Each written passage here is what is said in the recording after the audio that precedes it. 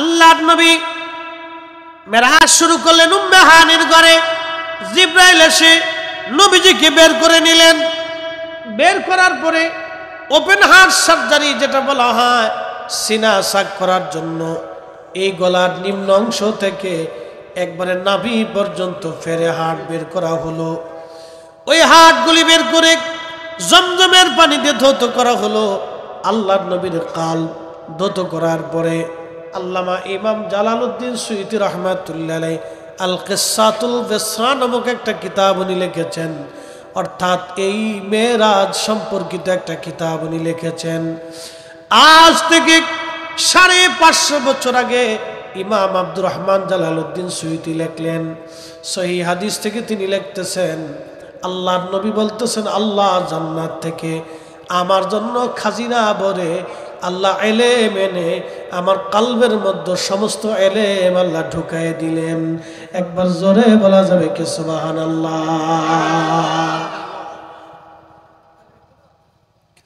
সমস্ত এলেমগুলি নবীজির কাল মুবারকের ভিতরে আল্লাহ ঢুকায় দিলেন। এই জন্য আল্লাহ বলেন, কামা আরসালনা ফীকুম রাসূলাম মিনকুম ইয়াতলু আলাইকুম আয়াতিনা। নবী গো, আপনাকে দুনিয়ার মধ্যে পাঠিয়েছি, আপনি দুনিয়ার ভিতরে যাইয়া আমি আল্লাহর আয়াত সমূহ তেলাওয়াত করে করে আপনার উম্মতকে শোনাবেন। অথচ একটা অক্ষরও দুনিয়ার কোনো মানুষ থেকে তিনি শুনেন নাই, তিনি শিখেন নাই, তিনি লেখেন নাই। কিন্তু আল্লাহর আয়াত সমূহ আমার নবী আমাদেরকে পড়িয়ে পড়িয়ে শুনিয়ে শিখিয়ে দিয়ে গেছেন। কোন আয়াতের অর্থ কি, কোন আয়াতের ব্যাখ্যা কি, কোন আয়াতের বিধান কি, নবী যদি না বলতেন সাহাবীরা বুঝতেন না। আল্লাহ বলেন, হুজুর শুধু এখানে শেষ না, ওয়ায়ুযাক্কিকুম, আপনি উম্মতকে পবিত্র বানাবেন, পবিত্র বানাবেন, পবিত্র বানাবেন, পাক বানিয়ে দিবেন। এখন আপনাদেরকে প্রশ্ন করি, জবাব দিবেন। এটার নাম পানি। এই পানির মধ্যে যদি 1 ফোঁটা গরুর পেশাব আপনি ছেড়ে দেন, আর এই পানি দিয়ে আপনি যদি ওযু করেন, বলেন ওযু কি হবে? কারণ এই পানি নিজে নাপাক হয়ে গেছে। পানি যেহেতু পাক নাই, তাহলে এই পানি দেওয়ার পাক হওয়ারও কোনো সুযোগ নাই। আল্লাহ বলেন, ওয়ায়ুযাক্কিকুম, আপনি উম্মতকে পবিত্র বানাবেন। এর অর্থ হলো উম্মত নাপাক, কুফরিতে তারা নাপাক অবস্থায় রয়েছে।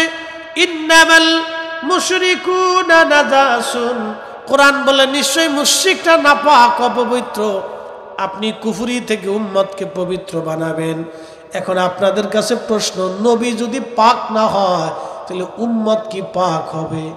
আল্লাহ বলেন, ওয়ায়ুআল্লিমুকুমুল কিতাবা ওয়াল হিকমা ওয়ায়ুআল্লিমুকুম মা লাম তাকুনু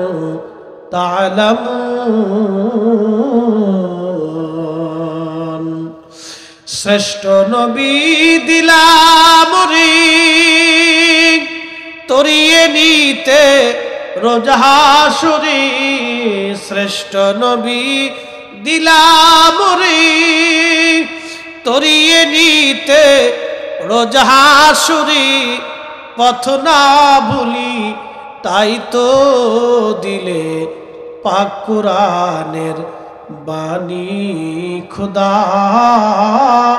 তোমার মেহেরবানি। সুন্দর ফুল সুন্দর ফল, মিঠা নদীর পানি। খুদা তোমার মেহেরবানি। তুমি কতই দিলি রতন, ভাই বারাদার পুত্র স্বজন। তুমি কতই দিলি রতন, ভাই বারাদার পুত্র স্বজন। ক্ষুধা পেলি অন্ন জুগাও, মানি চাই না মানি। খুদা তোমার মেহেরবানি। শফিকিয়া দরবারের মুহিব্বিন, বড়টিলার মুসলমান, খুবই মনোযোগ দিয়ে শুনিয়া যান। ফটিকছড়িবাসী, আল্লাহ রাব্বুল আলামিন কোরআনে বললেন, হুজুর উম্মতকে আপনি কিতাব শিক্ষা দিবেন, হিকমত শিক্ষা দিবেন। উম্মত যাহা জানে না আপনি নবী তাহা শিখাবেন। তাহলে আমার রাসূল কত বড় জানলেওয়ালা, জান্নাত থেকে খাজিনা ভরে নবীর কলবের ভিতরে মেরাজের রাত্রি আমার আল্লাহ রাব্বুল আলামিন এলেম ঢুকিয়ে দিলেন। এলেম এলেম এলেম আল্লাহ ঢুকাইলেন। আল্লাহ তার রাসূলের কলব মুবারকে এলেম ঢুকিয়ে দিলেন। এ ফটিকছড়ির মুসলমান, খুবই মনোযোগ দিয়ে শুনিয়া যান। আল্লাহ রাসূল বললেন, এরপরে আল্লাহর জিবরাইল আমার কলব, আমার বক্ষে স্থাপন করি আমার বুক সেলাই করে দিলেন। ওই সেলাইয়ের দাগ আল্লাহ নবীর ইন্তেকাল পর্যন্ত ছিল। এটাকে সিনা সাক বলা হয়, ওপেন হার্ট সার্জারি বলা হয়। আমাদেরও ওপেন হার্ট সার্জারি হয়, আর আল্লাহর নবীর ওপেন হার্ট সার্জারি হয়েছিল। আমাদের ওপেন হার্ট সার্জারি করার পরে অনেকের জীবন শেষ হয়ে যায়, সে আর শক্তি খুঁজে পায় না, আগের মতো তার সেরকম কথা বলতে পারে না, দৌড়াইতে পারে না, কাজ করতে পারে না। কিন্তু আমার নবীর ওপেন হার্ট সার্জারি হলো, আমার নবী যুদ্ধ করলেন, কাজ করলেন, কোনো অসুবিধা হলো না। নবীর সিনা সাক ওপেন হার্ট সার্জারি, আমাদের ওপেন হার্ট সার্জারি একরকম না। বরাক ডাক দেখে জিবরাইল, আমি লাফাচ্ছি রাসূলের দরবারে বেয়াদবি করার জন্য না, নবীর কদম মোবারকে আমার একটা আরজি। আল্লাহর নবী কিয়ামতের ময়দানে আমাকে সারা যেন নবীজি হাসরের মাঠ না করে। কোটি কোটি বুরাকের ভিড়ে আল্লাহর নবী যেন আমাকে মাহরুম না করে, নবীর কদমে যেন জায়গা করে দেয়। আমি বোরাক সেই জন্য লাফাচ্ছি। একবার জোরে বলা যাবে কি আল্লাহু আকবার। বনের যত পশুগণ ভক্তি করতই দুই চরণ, মেঘমালা ছায়া দিত গায় গো নবীজি, কোন সাধনে পাইব তোমায়, আমি কোন সাধনে পাইব তোমায় ওগো নবীজি, গোলামেরে দেখা দিবেননি।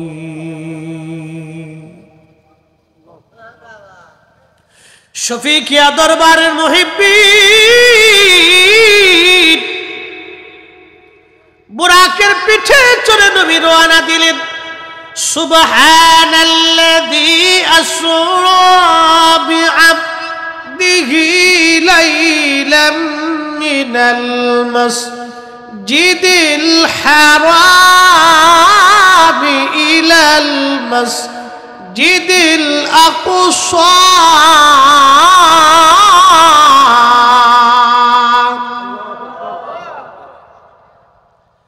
আল্লাহ মেরাজের ওয়াজ করার আগে নিজে সুবহানাল্লাহ বললেন, নিজে আল্লাহ সুবহানাল্লাহ শব্দ বললেন। আল্লাহু আকবার। আল্লাহর নবী বলতেছেন, আমি বোরাকের পিঠে চললাম, বোরাক আমাকে নিয়ে রওনা করলো। কিছু দূর যাওয়ার পরে দেখলাম লাল মাটি একটা ছোট্ট টিলার পাশে হযরত মুসা নবীর কবর।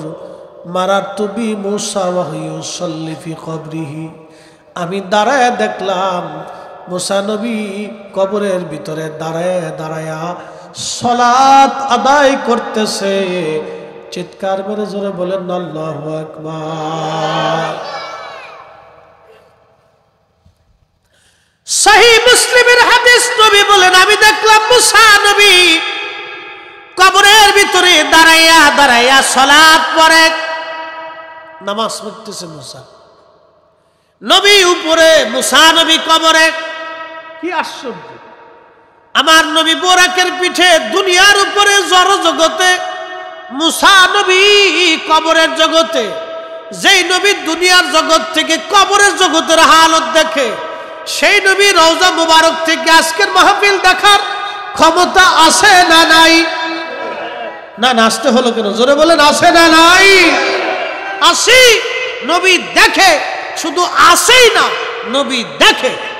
তুলিজুল লাইলা ফিন নাহারি ওয়া তুলিজুন নাহারা ফিল লাইল।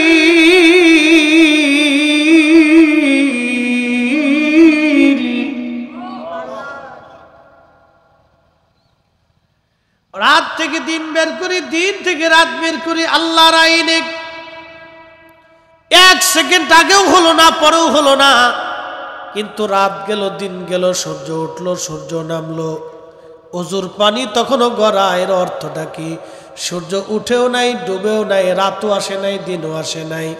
যেই রাত্রি মেরাজ, যেই সময়ের জন্য মেরাজ শুরু হয়ে গেল, তামাম সৃষ্টিকে আমার আল্লাহ স্টপ করে দিলেন। প্রিয় মুসলমান, খুব মনোযোগ দিয়ে আল্লাহর নবী মুসা আলাইহিস সালামকে দেখে রওনা করে চলে গেলেন মসজিদে বাইতুল আকসায়, যেটা নিয়ে ফিলিস্তিন এখনো পর্যন্ত যুদ্ধরত আছে। এই বাইতুল আকসা, আল্লাহর নবী বললেন, জিব্রাইল আলাইহিস সালাম একটা পাথরকে ফুটা করলেন আঙ্গুল দিয়ে, ওই পাথরের ভিতরে বোরাকের রশি বাঁধলেন। বোরাক বাঁধিয়া আল্লাহর নবী বোরাকের পিঠ থেকে নামলেন। নামার পরে মসজিদের ভিতরে ঢুকে দেখলেন ইব্রাহিম খলিলুল্লাহ নামাজ পড়ে। সুবহানাল্লাহ বলবেন। আল্লাহর নবী বলেন, আমার উম্মতেরা, তোমাদের জাতির মিল্লাতের বাবা ইব্রাহিম আলাইহিস সালাতু ওয়াস সালাম দেখতে তোমাদের নবীর মতো। একসাথে বলবেন মারহাবা। আমাদের রাসূলের মতোই তার চেহারা ছিল, সুন্দর ছিলেন আল্লাহর নবীর মতো ইব্রাহিম আলাইহিস সালাম। নবী বললেন, আমি দেখলাম পাশে এক কোনায় ঈসা রুহুল্লাহ নামাজ পড়ে। আপনারা বলেন তো, ঈসা নবী জিন্দা না মরা? হ্যাঁ হ্যাঁ, জোরে জোরে জোরে জোরে জোরে। উনারে আল্লাহ সশরীর আসমানে নিয়ে গেছে। একসাথে কোন আল্লাহু আকবার। তাহলে বাইতুল আকসায় যে উনি আইলেন, শুধু রুহু না দেহ নিয়ে? জোরে বলতে হবে, জোরে জোরে। আজকে বুঝে যান, মেরাজ আল্লাহ রাসূলের জীবনে শুধু আশ্চর্য বস্তু না, এটা ইমানদারদের জন্য অনেক বড় ইমানের সহায়ক। ইমানদারদের জন্য এটা ইমান। আল্লাহ রাসূল চিনার জন্য মেরাজ যথেষ্ট।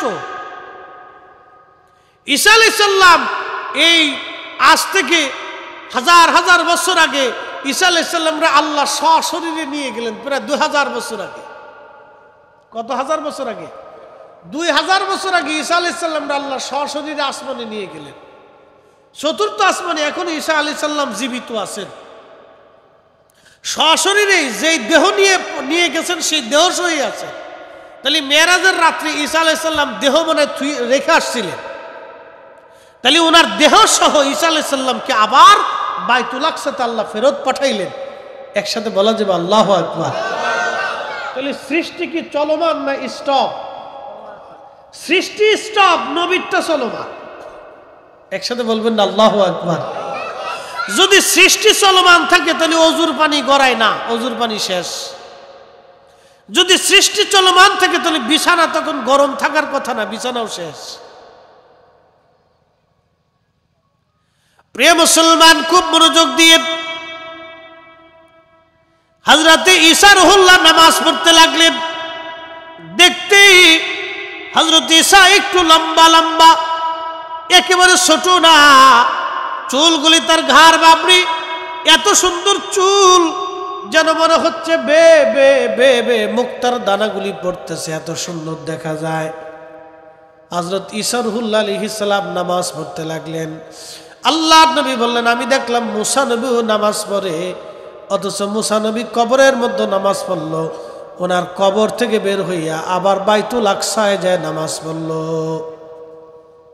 কিন্তু বড় আফসোস, আমাদের দেশে একদল ব্যাখ্যা করে আল আনবিয়াউ আহইয়াউন ফি কুবুরিহিম ইউসাল্লুন, নবীরা আপন আপন কবরের ভিতরে জিন্দা, তারা কবরের ভিতরে সালাত আদায় করে। হাযা হাদিসুন সহিহুল ইসনাদ, এই হাদিসটা বিশুদ্ধ, কিন্তু তাদের ব্যাখ্যা হলো নবীরা কবরে নামাজ পড়ে বটে, কিন্তু কবর থেকে তারা বেরোইতে পারে না। কি বুঝলেন? এদেশে এরকম পাগলও আছে। তাদের কথা হলো নবীরা কবরে নামাজ পড়ে কিন্তু কবর থেকে বেরোইতে পারে না। এখন আমাদের যুক্তি দেখেন, মুসা আলাইহিস সালাম কবরের ভিতরে নামাজ পড়লেন, নামাজ পড়া শেষ করার পরে তিনি আবার বাইতুল আকসায় যে নামাজে দাঁড়ায় গেলেন। একসাথে বলা যাবে আল্লাহু আকবার। তাহলে মুসা আলাইহিস সালাম কি কবর থেকে বের হইছে না কবরের ভিতরেই আছে? কবর থেকে বের হয়ে বাইতুল আকসায় চলে গেলেন। তার মানে বোঝা গেল নবীরা শুধু কবরের ভিতরেই থাকেন না, কবর থেকে বেরু হন। কি কথা কন না, ঠিক কিনা? এখন এই বিদ্যা, এই সিচুয়েশন, এই অবস্থা আমি আপনাদের বুঝাইতে পারবো না। বলে কি করে সম্ভব? তা আপনি বলেন জিন আছে না নাই? কথা কন না, জিন আসেনি?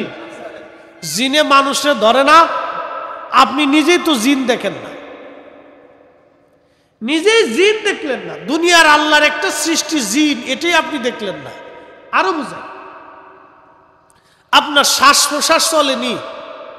আপনার আমার সামনে আজকে যিনি বক্তব্য দিচ্ছেন আপনাদের সামনে, তিনি ফরিদি সাহেব। তো আসল ফরিদি যদি দেহ থেকে আল্লাহ নিয়ে চলে যায়, তো ফরিদি সাহেবের আর কিছু আছে? চোখে আলো থাকবে, জবানে ভাষা থাকবে, হাত পা লড়াইতে পারবে, এই বডিটা নিথর পড়ে থাকবে, কিন্তু আসল ফরিদি চলে গেল। জীবনে কোনোদিন আসল ফরিদিরে দেখলাম না।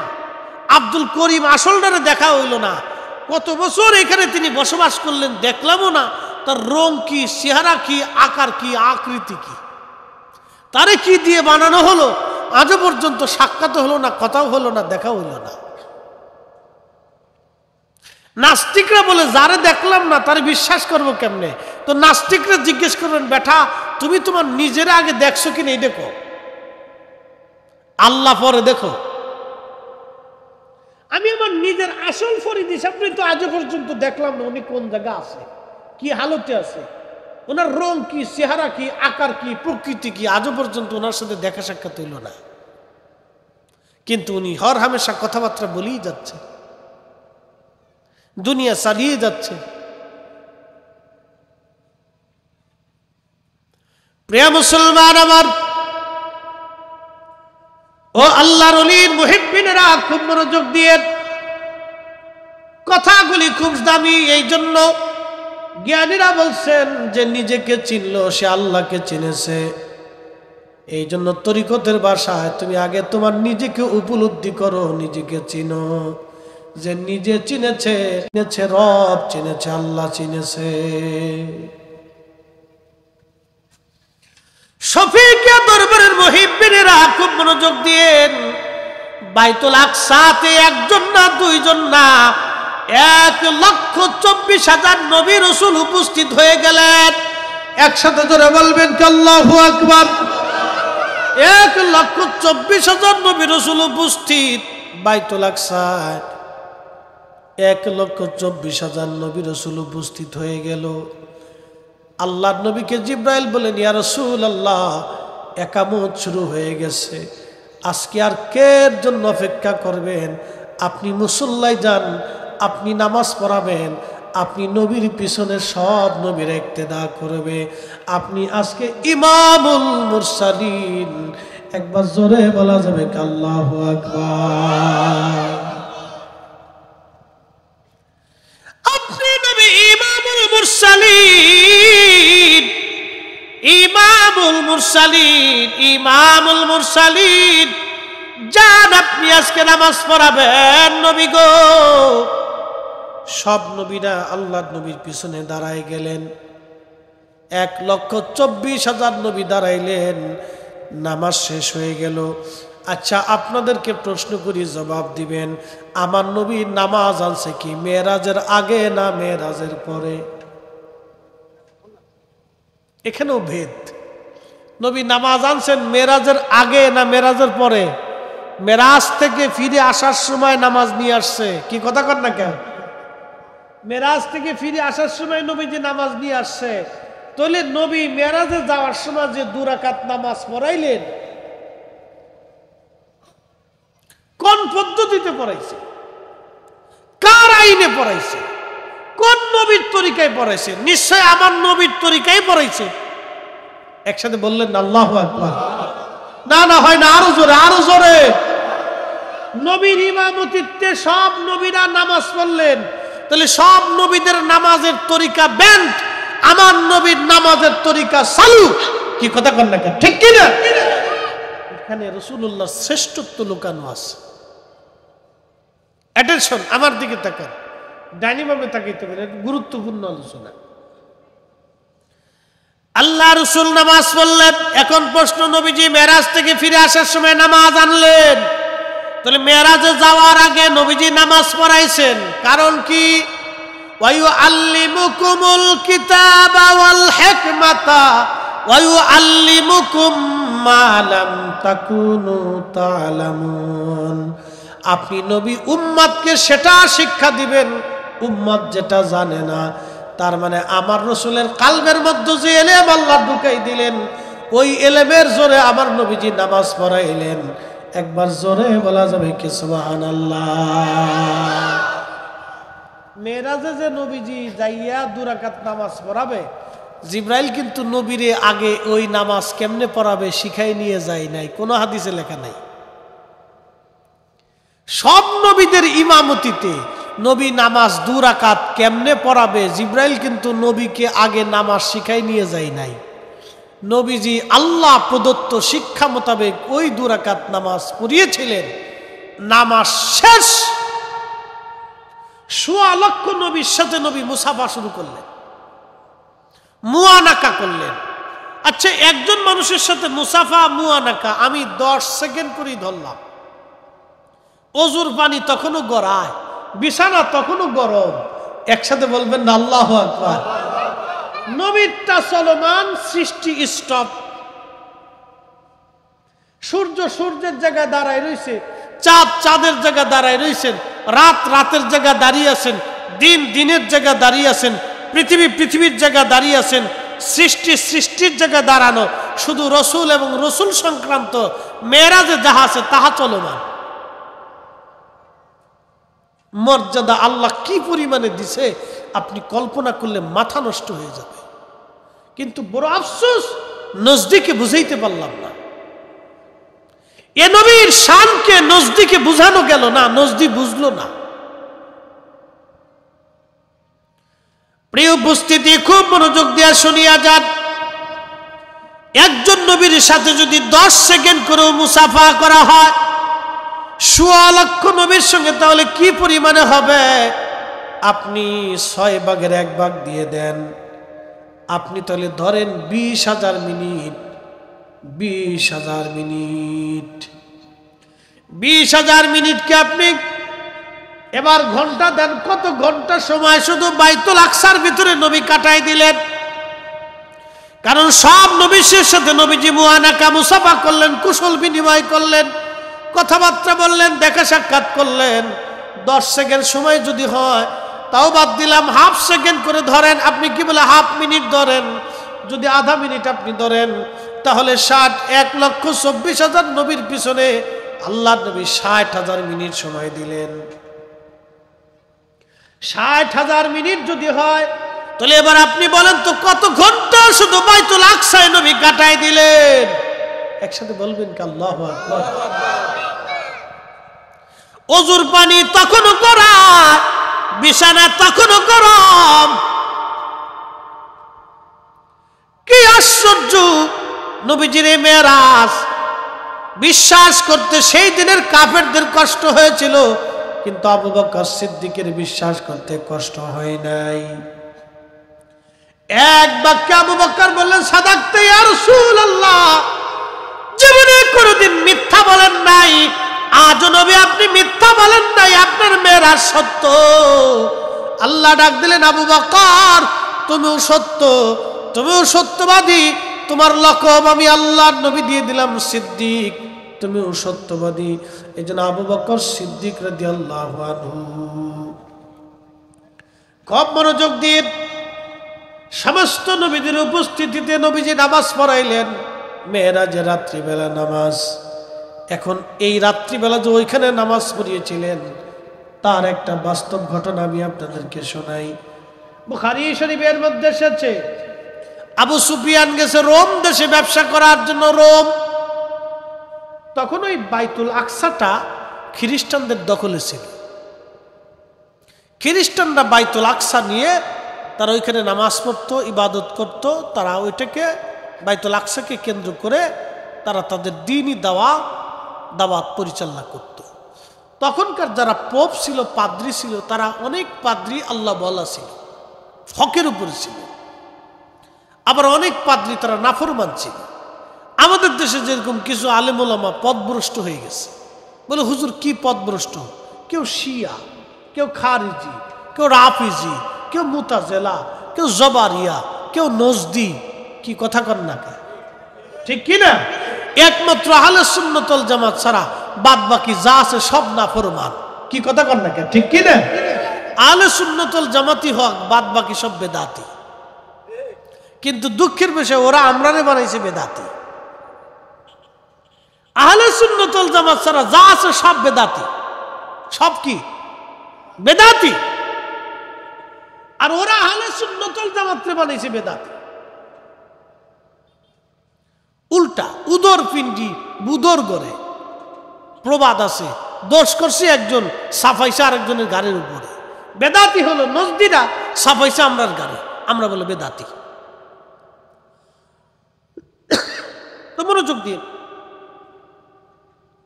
আবু সুফিয়ান ব্যবসা করতে রোমে গেছে।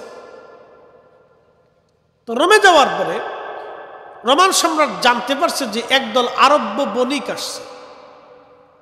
তো রোম সম্রাট বললেন, আরব্য বণিকদেরকে আমার রাজদরবারে দাওয়াত করো, আমি তাদের সাথে কিছু কথা বলবো, জরুরি তাদের সাথে কথা আছে। রোম সম্রাট আরব্য বণিকদেরকে ডাকলেন। তো আরব্য বণিকদের ভিতরে আবু সুফিয়ান ছিল প্রধান। রোম সম্রাট তাকে ডেকে নিয়ে বসতে দিলেন। সম্রাট সিংহাসনে বসা, আরব্য বণিকরা নিচে বসা। সম্রাট জিজ্ঞেস করলেন, আপনাদের মধ্যে লিডারকে? আবু সুফিয়ান বলেন, আমি আরব্য বণিকদের লিডার, আরব দেশের প্রধান আমি। রোম সম্রাট জিজ্ঞেস করলেন, আরব্য বণিক আজকে সত্য কথা বলবে, তোমাকে কিছু জিজ্ঞাসা করব। আবু সুফিয়ান বলল, হ্যাঁ আপনি বলেন, কি বলতে চান? বলে, তোমাদের দেশে বলে একজন নবী আসছে, তার নাম মুহাম্মদ, বাবার নাম আব্দুল্লাহ, মায়ের নাম আমেনা, সে নাকি কুরাইশ বংশের বনু হাশিমের সন্তান। আবু সুফিয়ানের চিন্তা হলো, যদি মিথ্যা কথা বলি তাহলে আমার সাথীরা যদি বলে দেয় যে বাদশাহ আমাদের আমির মিথ্যা বলতেছে, তাহলে আমার মান সম্মান চলে যাবে, রোম সম্রাট আমাকে শাস্তিও দিতে পারে। তো মিথ্যাও বলা যাবে না, তবে আজকে সাইরেও দেওয়া যাবে না। আজকেও একটা সুযোগ আছে, মুহাম্মদরে আজকে ধরাই দেব। আবু সুফিয়ানের চিন্তা হলো এটা। বাচ্চা ডাক দে বলল, আবু সুফিয়ান বলো সত্য, মিথ্যা বলবা না তুমি? তিনার নাম বলে মুহাম্মদ, বলে হা। জীবনেও বলে মিথ্যা বলে নাই, বলে হা। দেখেন চরিত্র বলে খুবই সুন্দর, বলে হা। সম্ভ্রান্ত পরিবার, বলে হা। আরব দেশে তার মতো বংশ বলে আর কারো নাই, বলে হা। তিনি উত্তম চরিত্রের অধিকারী, বলে হা। রোম সম্রাট ডাক দিয়ে বলল, এ আরব্য বণিক, তাহলে তো উনি শেষ নবী, উনি আখিরি নবী। এবার আবু সুফিয়ান ডাক দেখায়, বাদশা আমার একটা কথা আছে। বলে, কি কথা বলো? বলে, লোকটা আগে ভালো ছিল কিন্তু এখন পাগল হয়ে গেছে। বলে, কি করে পাগল হইল? বলতেছে, বাদশা শোনে, সে নাকি বাইতুল্লাহ থেকে বোরাকের পিঠে চড়ে বাইতুল আকসা হয়ে সমস্ত নবীদের উপস্থিতিতে ইমামতি করে ওখান থেকে নারী প্রথম আসমান, দ্বিতীয় আসমান, তৃতীয়, চতুর্থ, পঞ্চম, ষষ্ঠ আসমান হয়ে আল্লাহর সাথে দেখা সাক্ষাৎ করিয়া জান্নাত জাহান্নাম ঘুরিয়ে সে নাকি দুনিয়াতে আসছে। তখনও নাকি অজুর পানি গড়া, বিছানা নাকি তখনও গরম। তো লোকটাকে আগে ভালো মনে করতাম, এখন যে পাগল হয়েছে এটা তার বাস্তব প্রমাণ। আপনি সবার কাছে জিজ্ঞাসা করে দেখেন, সবাই বলল হ্যাঁ লোকটা এই কথা বলতেছে। তো বাদশার কাছে এই কথাটা অত্যন্ত জটিল মনে হলো যে এটা কি করে সম্ভব। পাশেই ছিল ওই বাইতুল আকসার যিনি ইমাম, পোপদের যিনি প্রধান, পাদ্রীদের প্রধানকে পোপ বলা হয়। পুরা রোম সাম্রাজ্যের যিনি পোপ, তিনি বলতেছেন বাদশাহ আরব্য বণিক যদি এই কথা বলে থাকে তাহলে আমিও বলতেছি উনি আখিরি নবী। আরো জোরে বলে উনি নবী। তো বাদশাহ বলতেছে কি করে বুঝলেন? বলতেছে উনি যদি বলে থাকে যে উনি ওইখান থেকে বাইতুল্লাহ থেকে বরাকে চড়ে ওই 87 রজব 26 রজব দিন যে রাত্রিবেলা যদি তার মেরাজ হয়ে থাকে, যদি সব নবীরা উপস্থিত হয়ে নামাজ পড়ে নামাজের ইমামতি করে উনি আসমানে চলে যায়, তাহলে আমিও সাক্ষ্য দিচ্ছি উনি শেষ নবী। আরো জোরে বললেন না আল্লাহু আকবার। আবু সুফিয়ান চাইছিল নবীর ইজ্জত নষ্ট করে দিবে, কিন্তু নবীর ইজ্জত দেনেওয়ালা কে? আল্লাহ। এবার ডাক দিয়ে বলতেছে পপ তুমি কি করে জানলা তিনি নবী? পপ ডাক দিয়ে বলো বাচ্চা ওই দিন আমি নিজে বাইতুল আকসায় উপস্থিত ছিলাম। আরো জোরে আরো জোরে আরো জোরে। আমি ওই দিন বাইতুল আকসায় উপস্থিত। ওই দিনে রাত্রিবেলা যে রাত্রে নবীর মেরাজ হবে, আমাদের অভ্যাস ছিল সারা রাত্রিবেলা মসজিদ থেকে বের হওয়ার জন্য সমস্ত দরজা জানালা বন্ধ করে দেই। আপনারা মসজিদের দরজা জানালা বন্ধ করেন না? তো ওই বাইতুল আকসার দরজা জানালা বন্ধ করার জন্য আমি সব জানালা দরজা বন্ধ করে দিলাম, কিন্তু মেন দরওয়াজা, প্রধান ফটক, এই ফটকটাও আমি তালা মারবো বন্ধ করার জন্য। দরজাতে এসে দেখি দরজার উপরের যে কার্নিশ, পাথরের কার্নিশটা দেবে দরজার সাথে লেগে গেছে। বহু চেষ্টা করলাম, মিস্ত্রি আনলাম, কিন্তু কোনোতে কিছুতেই কাজ হলো না। দরজা আর ওখান থেকে সরাইতেও পারলাম না, লাগাইতেও পারলাম না। মিস্ত্রি বলল যে হুজুর রাত্রিবেলা এটা আমাদের পক্ষে সম্ভব না, কালকে সকালবেলা এসে ওই কার্নিশ কেটে তারপরে দরজা আপনাদেরকে ঠিক করে দিয়ে যাব। আরো জোরে বলে না না হয় না, আরো জোরে। তাহলে নবীজির মেরাজ কি স্বপ্নে না বাস্তবে? বাস্তবে। সহিহ বুখারীতে ঘটনাটা আসছে। এবার এই পোপ ডাক দিয়ে বলতেছে বাদশা ওই দরজা খোলা রেখে আমি চলে আসলাম। সকালবেলা ভোরে ভোরে আমি দরজার কাছে গেলাম, যাওয়ার পরে দেখি সেই কার্নিশার নিচেও নাই। সেই পাথরের কার্নিশটার দেওয়ালের দরজার সাথে লাগানো না, সে আগের জায়গায় বসে আছে। দরজা আস্তে করে লাগাইলাম, দরজা খুললাম, কোনো অসুবিধা নাই। কিন্তু আমার কাছে আশ্চর্য লাগলো, আমিও পারলাম না, মিস্ত্রিও পারল না, লোকেরাও পারল না, কিন্তু দরজা সারা রাত্র খোলা থাকা লাগলো। তাওরাত জবুর ইনজিল ঘুটে ঘাটে দেখলাম আখিরি নবী মক্কাতুল মুকাররমা থেকে আব্দুল্লাহর বেটা আমিনার কলিজার টুকরা মুহাম্মাদুর রাসূলুল্লাহ সাল্লাল্লাহু আলাইহি ওয়াসাল্লাম বোরাকের পিঠে চড়ে বাইতুল্লাহ হয়ে সুবহানাল্লাযী আসরা বিআবদিহি লাইলাম মিনাল মাসজিদিল হারামি ইলাল মাসজিদিল আকসা। এই বাইতুল্লাহ থেকে বাইতুল আকসা এসে ১৬ লক্ষ নবী উনার পিছনে কাতার করে দাঁড়াইয়া নামাজ পড়বে। উনার ইমামতিত্বে নামাজ শেষ করার পরে ওখানেই বোরাক বাঁধবে। আমি দেখলাম বোরাক বাঁধার চিহ্ন দেখা যায়। বাদশাহ তারে বাহনটা বাঁধবে সেটার চিহ্ন নিদর্শন আমি দেখেছি। দরজা খোলা ছিল। ওই রাত্রিবেলা তার মেরাজ হয়ে গেছে। তাওরাত জবুর ইনজিলের মধ্যে লেখা আছে। বাচ্চা আর বোঝার বাকি নাই, উনি আখিরি নবী, ওনার পরে আর কোন নবী দুনিয়াতে আসবে না। চিৎকার মেরে জোরে বলেন না মারহাবা। শ্রেষ্ঠ নবী দিলাম তরিয়ে নিতে রোজ হাসরে, পথ না ভুলি তাই তো দিলে পাক কুরআনের বাণী। খোদা তোমার মেহেরবানি। এটা আমার রসুলের মেরাজের একটা পার্ট। কি করে আপনাকে বুঝাবো রসুলের শান, আপনি বুঝেন তো। সেই মসজিদ নিয়ে আজও পর্যন্ত ইহুদিদের সাথে লড়াই চলতেছে। এই মসজিদ কি ইহুদিদের না আমাদের? আসতে বললেন কেন? জোরে বলেন। আমাদের না ইহুদিদের? ওটা আমাদের সম্পদ। ওটা খ্রিস্টানেরও না, ইহুদিদের না, ওটা আমাদের। এই মসজিদকে দখল করার জন্য ইহুদিরা ৭৫ বছর ধরে চেষ্টা, সাথে ব্রিটিশ চালবাজারা, পশ্চিমা শক্তি, খ্রিস্টান এবং ইহুদিরা এটাকে দখল করে নেওয়ার জন্য আপ্রাণ প্রচেষ্টা করতেছে।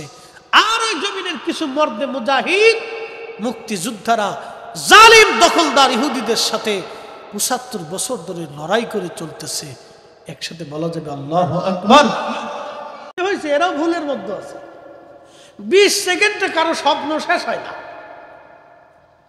দেখেন, আপনাদেরকে আজকে শোনাচ্ছি, একজন ব্যক্তির জন্য আল্লাহ পৃথিবীর সমস্ত গতি সব আল্লাহ রুদ্ধ করে স্টপ করে দিলেন। কারণ কি দেখেন, ২০ সেকেন্ড সর্বোচ্চ ধরলাম। মক্কার মাটি এটি অত্যন্ত পানি শোষণ করে নেওয়া মাটি। আল্লাহ রসুল অজু করলেন, অজুর পানি যখন হয়তো ২০ সেকেন্ড গড়িয়েছে, ১০ সেকেন্ড গড়িয়েছে, আমি ৩০ সেকেন্ডই ধরলাম। ৩০ সেকেন্ডে মক্কার মাটির ভিতরে পানি গড়ানোর কথা না, বিশেষ করে অজুর পানি। এই অজুর পানিটা আল্লাহ রসুলের অজুর পানি সর্বোচ্চ ৩০ সেকেন্ড গড়াইলো। যারা বলতেছে নবীজির মেরাজ স্বপ্নে হয়েছে, কারা বলে? আমাদের দেশে একদল আছে বুকে হাত বেঁধে নামাজ পড়ে, এরা বলে রসুলের মেরাজ স্বপ্নে হয়েছে, সশরীরে বাস্তব বিশ্বাস করা যায় না। এগুলি সব আমাদের বানানো গল্প, কিচ্ছা কাহিনী। একসাথে বলা যাবে নাউজুবিল্লাহ।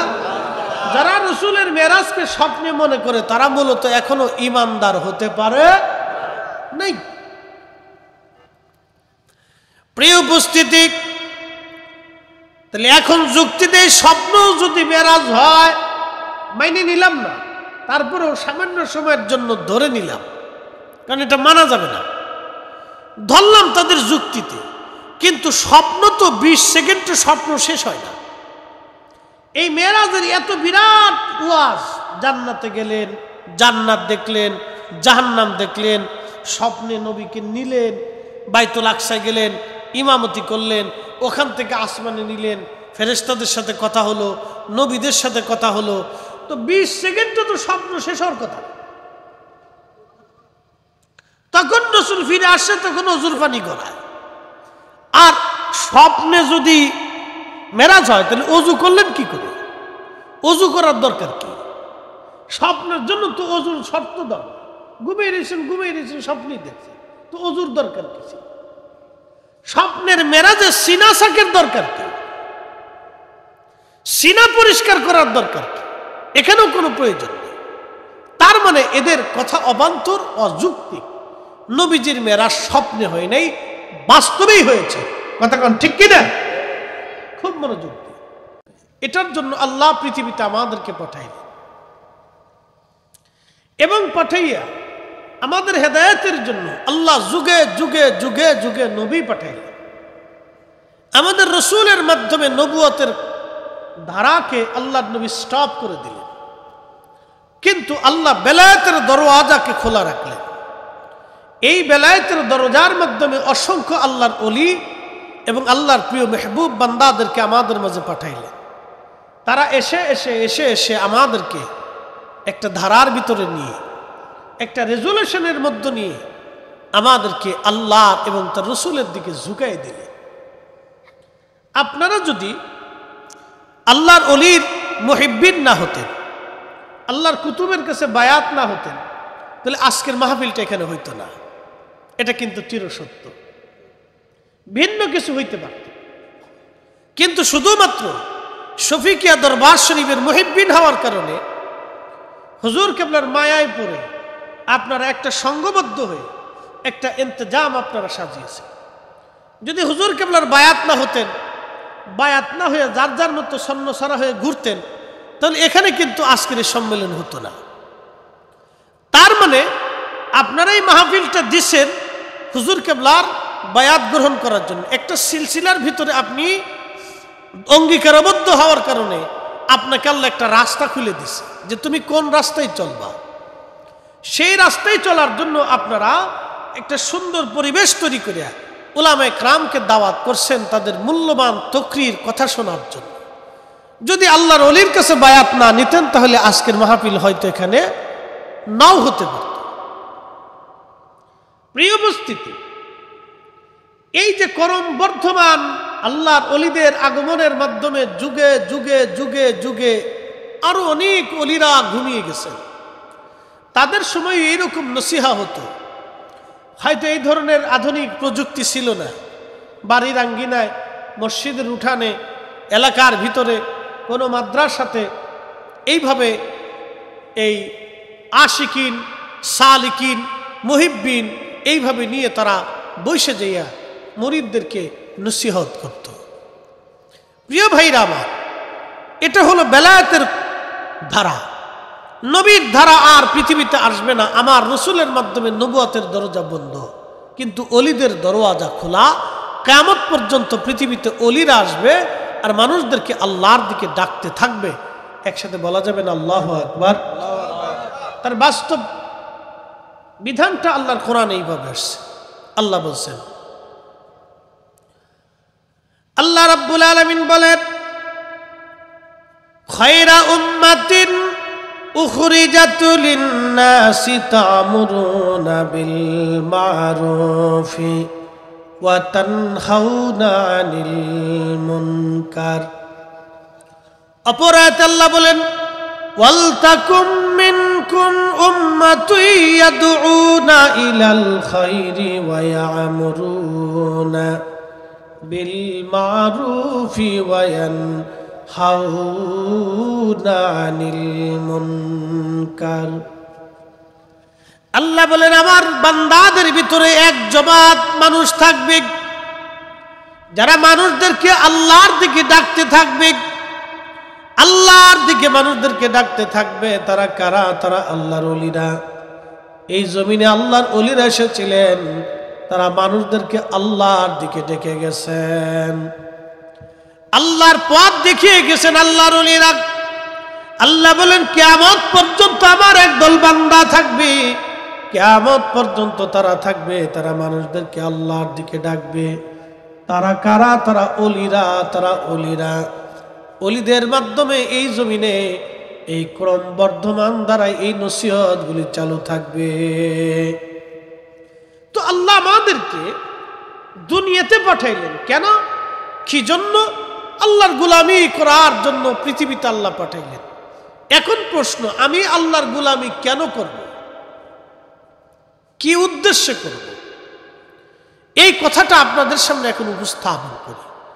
কেন আমরা আল্লাহর গোলামি করব?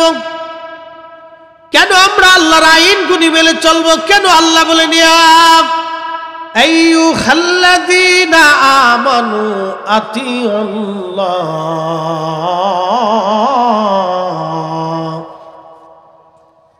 কেন আল্লাহ বলেন, হে ঈমানদার, তোমরা আমি আল্লাহর আনুগত্য করো? কি জন্যে আল্লাহর আনুগত্য দুনিয়ার মধ্যে করা লাগবে?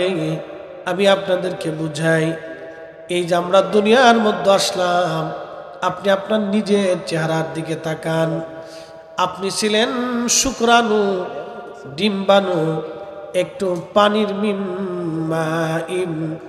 মাহিন, সজোরে নির্গত একটু পানি, যেটা বান্দার শরীর থেকে নির্যাস হয়ে বের হয়ে আসে। এই পানির ভিতরে শুক্রাণু, মৃত ছিলাম আমরা, কোন অস্তিত্ব পৃথিবীর মধ্যে আমার আপনার ছিল না। এই অস্তিত্বহীন আমরা ছিলাম, একেবারে কিছুই ছিল না আমার। আল্লাহ মায়ের রেহেমের মধ্যে এনে আমাকে তিলে তিলে আল্লাহ পাক অস্তিত্ব দিতে লাগলেন। 6 মাস সর্বনিম্ন সময়, সর্বোচ্চ 10 মাস 10 দিনে মায়ের পেটের মধ্যে আমার অস্তিত্ব আল্লাহ প্রকাশ করলেন। ছেলে হবে না মেয়ে হবে, আল্লাহ বললেন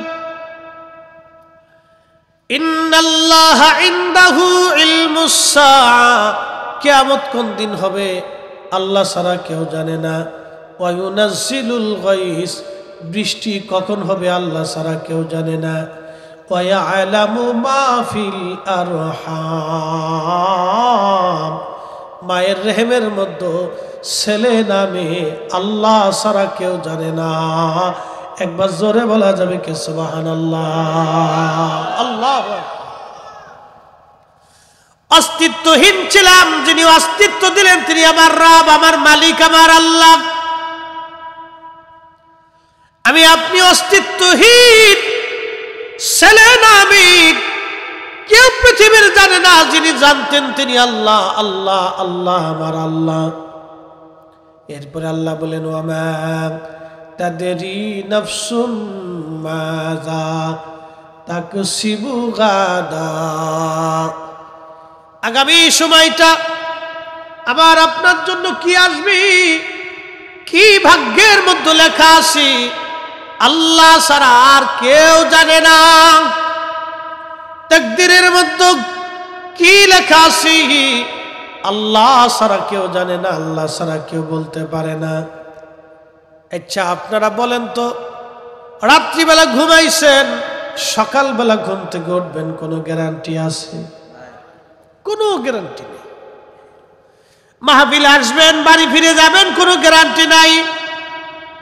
রাত্রিবেলা খাইছেন, সকালবেলা খাবেন, কোনো গ্যারান্টি নাই। সকালবেলা অনেক পদের নাস্তা করেছেন, খাইতে পারবেন, কোনো গ্যারান্টি নাই। কারণ তকদিরের মধ্যে কি আছে আমরা কেউ বলতে পারি না এই কথাগুলি। তকদিরের মধ্যে কি আছে এটা আমাদের বলার কোনো সুযোগ নেই। তো যেহেতু আমাদের আগামী কাল, আগামী সময়ের জন্য কি আছে আমরা জানি না, যিনি জানেন আল্লাহ, তাহলে ইবাদত হবে কার? একসাথে বলতে হবে, ইবাদত তাহলে হবে কার? গোলামি কার? আমরা যেহেতু জানি না, কেউ জানি না। বর্তমানে যিনি আমেরিকার প্রেসিডেন্ট আছে, তিনি তো একজন প্রভাবশালী লোক, ক্ষমতাধর লোক, পৃথিবীতে একটা বহু প্রেসিডেন্টের ভিতরে একজন শক্তিশালী প্রেসিডেন্ট। আচ্ছা বলেন, তিনিও কি আগামী সময়টা বলতে পারবে? ওনার দেশের অনেক গোয়েন্দা ডিভিশন, জ্ঞানী গুণী, পারমাণবিক বিজ্ঞানী, ডক্টর, ডাক্তার, সায়েন্টিস্ট, দার্শনিক বহু আছে। তাদের বেল্টে অনেক বড় বড় প্রকৌশলী, জ্ঞানী, বিজ্ঞানী, ডক্টর, ডাক্তার, দার্শনিক অনেক আছে। কিন্তু কেউ জানে না আগামী 1 সেকেন্ড পরে কি ভাগ্যে আসতেছে, কেউ জানে না। তার অর্থ হচ্ছে, তাহলে যেহেতু আমরা জানি না, তাহলে যিনি জানেন তিনি আল্লাহ। তাহলে আমাদের গোলামিটা আল্লাহর জন্যই হবে, আমাদের সেজদাটা আল্লাহর জন্যই হবে, আমাদের জীবনটাও আল্লাহর জন্যই হবে, আমাদের কাজ কর্মগুলি আল্লাহর জন্যই হবে। আমরা আল্লাহর ওলির কাছে বায়াত নিছি, আল্লাহর জন্যই হয়েছে। আপনারা যারা শফিকিয়া দরবার শরীফের মুহিব্বিন আছেন, কেন হয়েছেন? আল্লাহর ওলিকে ভালোবাসেন কেন? আল্লাহর জন্যই বাসেন। কি কথা ঠিক কিনা? ওলিদেরকে ভালোবাসাটা আল্লাহর জন্যই হয়। আপনারা যেই পীরকে ভালোবাসেন, যে ওলিকে ভালোবাসেন, আল্লাহর জন্যই বাসেন, দুনিয়ার অন্য কোনো উদ্দেশ্য না, আল্লাহর জন্যই। বলে কেন? তারা আল্লাহর পিয়ারা, আল্লাহর বন্ধু, এই জন্য ভালোবাসে। প্রিয় উপস্থিতি, আমার খুবই মনোযোগ দিয়ে শুনিয়া যান। আগামী মুহূর্তটা আমাদের জন্য কি আসবে আমরা কেউ বলতে পারি না। যিনি বলতে পারেন তিনি আমার আল্লাহ। কেন আল্লাহর ইবাদত আপনি করবেন? এই জন্য করবেন। আচ্ছা বলেন, পৃথিবীতে বড় বড় চক্ষু বিজ্ঞানী আছে, বলেন তো আল্লাহর দেওয়া একটা চোখ যদি নষ্ট হয়ে যায়, পৃথিবীর সমস্ত জ্ঞান আর মেধা যদি এক জায়গা হয়, চেষ্টা করে আল্লাহর দেওয়া একটা চোখের মতো কি চোখ বানাই দিতে পারবে? আল্লাহর দেওয়া একটা চোখের মতো কি চোখ বানাইতে পারবে? তাহলে যিনি পারেন তিনি আল্লাহ, তাহলে ওই ইবাদত হবে আল্লাহর।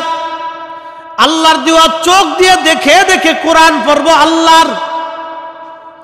আল্লাহর কোরআন আমরা পড়বো, আল্লাহর দেওয়া এই জীবন দিয়ে হাত দিয়ে আল্লাহর কাছে জীবনটাকে ব্যয় করব, এটাই হলো আমাদের কাজ। প্রিয় উপস্থিতি, খুব মনোযোগ দিয়ে শুনিয়া যান। আল্লাহ একটা জিহ্বা আমাদেরকে দিলেন, এই জিহ্বার উপর আপনি যেই খাবারটা দেন ওই জিহ্বা বলে দেয় এটা এই খাবার, সেটা সেই খাবার। এক এক খাবারের এক এক স্বাদ আল্লাহ পাক দিয়ে দিলেন।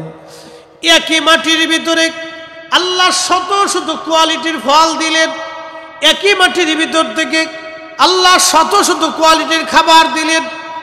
একই মাটির ভিতর থেকে আল্লাহ শত শত কোয়ালিটির গাছ দিলেন। একই পানির ভিতর থেকে আল্লাহ হাজার শত কোয়ালিটির মাছ দিলেন।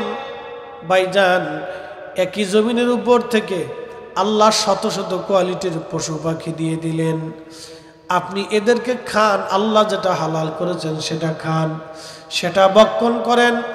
আপনি সেটা খাচ্ছেন, আল্লাহু আকবার। জিহ্বা একটা, কিন্তু খাবার আছে হাজার হাজার। জিহ্বা একটা, খাবার আছে হাজার হাজার। পৃথিবীর সব জ্ঞান আর বিজ্ঞান যদি এক জায়গা হয়, আল্লাহর দেওয়া একটা জিহ্বা বানাই দিতে পারবে? তাহলে বলেন ইবাদত হবে কার? একসাথে বলতে হবে, ইবাদত তাহলে কার? গোলামি কার? আল্লাহর। ইবাদত গোলামি আল্লাহর। কারণ কি? সে আল্লাহর গোলামি কেন করব, কিসের জন্য করব, এই যে আপনাদেরকে ব্যাখ্যা করে শোনাচ্ছি কেন প্রয়োজন। আচ্ছা আপনারা বলেন, এই যে বর্তমানে এখন গতকালকে রাত্রিবেলাও বৃষ্টি নামলো, এখনো আজকেও কিছু গুড়ি বৃষ্টি, এটা কি আবহাওয়া অধিদপ্তরের আইনে না আল্লাহর আইনে? আল্লাহর আইনে। জানুয়ারি মাসে এই সময় বৃষ্টি হবে কে চিন্তা করছে? কেউ চিন্তা করে। আমাদের কল্পনাতেও ছিল না যে এই সময় বৃষ্টি আসতে পারে। সবার চিন্তা শুকনার টাইম, এই সময়টাকে মাহফিলের জন্য, সেমিনারের জন্য সবাই বেছে নেয়। শীতের এই টাইমটা শুকনা থাকে, যার কারণে সবাই চিন্তা মুক্ত থাকে যে এই সময়টা অসুবিধা হওয়ার কথা না। কিন্তু তারপরও যিনি বৃষ্টি দিলেন তিনি আল্লাহ। কেন দিলেন সে আল্লাহ ছাড়া কেউ জানে না। সারা বাংলাদেশের দক্ষিণাঞ্চল দিয়ে প্রচুর পরিমাণে বৃষ্টি কেন দিলেন আল্লাহ ছাড়া কেউ জানে না। বৃষ্টির আগেও শীত, পরেও শীত আসবে। এই শীত আবহাওয়া অধিদপ্তরের আইনে না আল্লাহর আইনে? আল্লাহর আইনে। সূর্যের গতি পরিবর্তন হয়, সকালবেলা উঠে পশ্চিম আকাশে ডুবে যায়। প্রশ্ন করি, জবাব দিবেন, সূর্য কি আমাদের আইনে উঠে না আল্লাহর আইনে? আচ্ছা আল্লাহর আইনে উঠে। পৃথিবীর সব শক্তি যদি একত্রিত হইয়া সূর্যটাকে 1 মিনিট পরে উঠাইতে চায়, সম্ভব হবে? 1 মিনিট পরে দাবাইতে চায়, সম্ভব হবে? সম্ভব হবে না। কিন্তু অ্যাটেনশন, আমার দিকে তাকান।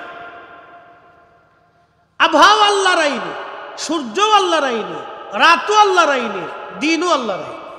কিভাবে? আল্লাহর কোরআন বলতেছে। কিন্তু একজনের জন্য আল্লাহ তার এই আইনকে পরিবর্তন করছেন, তিনি অন্য কেউ না, রাহমাতুল লিল আলামিন। আল্লাহু আকবার। একজনের জন্য আল্লাহ সৃষ্টির আইনকে পরিবর্তন করছেন। আমি বুঝাইতেছি পরে।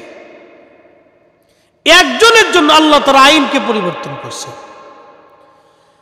الشمس والقمر بحسبان والنجم والشجر يسجدان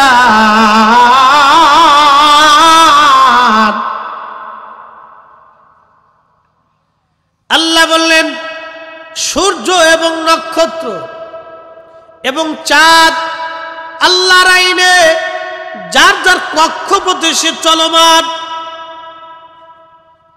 চলমান সূর্য তার আল্লাহর আইনে চলমান।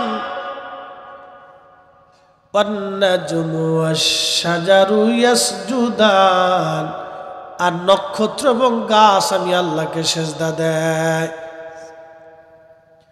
অপর আয়াতে আল্লাহ বলেন, আলাম তারা, ও নবী আপনি কি দেখেন নাই, আন্নাল্লাহা ইয়াসজুদু লাহু মান ফিস সামাওয়াতি ওয়া মান ফিল আরদ, আসমান ও জমিনের ভিতরে, তার মানে প্রথম আসমান থেকে জমিন পর্যন্ত বিষয়টা এরকম না।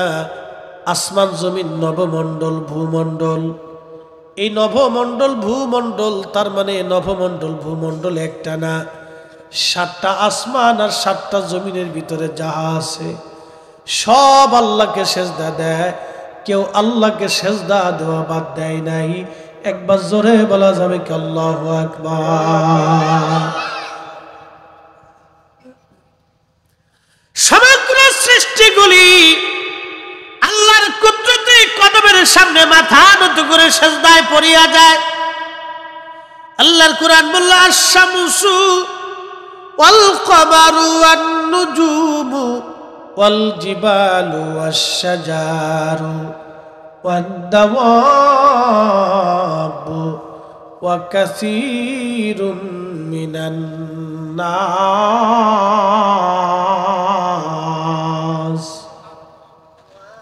সূর্য আমি আল্লাহকে সেজদা দেয়, চাঁদ আমি আল্লাহকে সেজদা দেয়, নক্ষত্র আমি আল্লাহকে সেজদা দেয়, পাহাড় আমি আল্লাহকে সেজদা দেয়, গাছ আমি আল্লাহকে সেজদা দেয়, আর দাওয়াবু সৃষ্টির সকল প্রাণীগুলি আমি আল্লাহকে সেজদা দেয়, ওয়া কাসীরুম মিনান নাস, এবং কিছু মানুষ আমি আল্লাহকে সেজদা দেয়।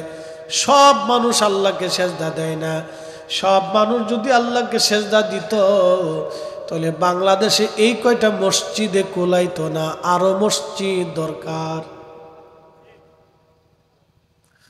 ঢাকা শহরে মসজিদে কুলাইতো না, আরো মসজিদ দরকার। পৃথিবীতে এই কয়টা মসজিদ হয় না, আরো হাজার হাজার মসজিদ প্রয়োজন ছিল। সবাই আল্লাহকে সেজদা দেয় না। খুব মনোযোগ দিবেন। আল্লাহর সৃষ্টি সবকিছু আল্লাহর আইনে চলমান, কোনো কিছু আল্লাহর আইনের বাহিরে নাই। মৃত্যু কার আইনে? একসাথে বলবেন, কার আইনে? মরণ কার আইনে? 10 তলা থেকে পড়ার পরও মরে না, আবার দেখে যায় ঘরের ভিতরে ঘুমের মতো মরে রয়েছে। কথা ঠিক কিনা? তাহলে এগুলি কি আমাদের কোনো হাত আছে? কোনো মানুষের হাত আছে কি? নেই।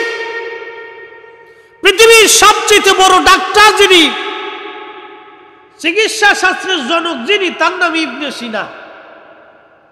তিনি কোনো মহিলাকে সামনে নিয়ে চিকিৎসা করতেন না। খুব বুজুর্গ লোক ছিলেন। কোনো নারী ওনার সামনে আসতো না, পর্দার আড়ালে রাখতেন। কি অসুবিধা আছে পর্দার আড়াল থেকে উনি বলতেন। আর উনি হাতের মধ্যে সুতা বেঁধে দিতেন। উনি সুতা ধরতেন, ওই সুতা ধরে টেনে টেনে টেনে টেনে ইবনে সিনা তিনি রোগ নির্ণয় করতেন। একসাথে বলা যাবে আল্লাহু আকবার। তার মানে শুধু ডাক্তার ছিল না, আধ্যাত্মিক ডাক্তারও ছিল।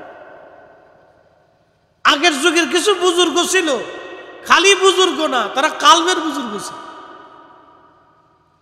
এই কালবের চোখ দিয়ে তারা দেখতো, কালবের চোখের রাডারে তাদের ধরা পড়তো।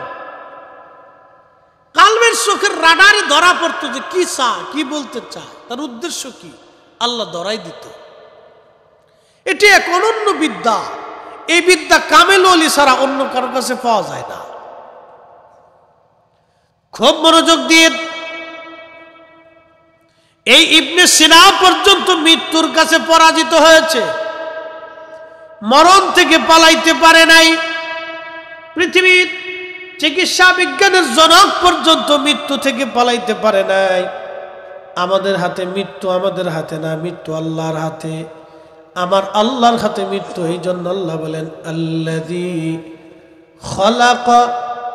আল্লাযী খালাকাল মাউতা ওয়াল হায়াতা লিয়াবলুয়াকুম আইয়ুকুম আহসানু আমালা।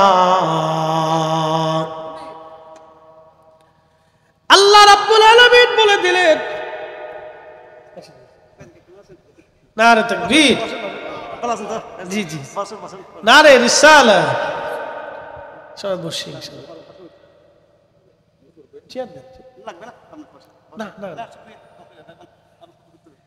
আমরা একসাথে বলি না আল্লাহু আকবার।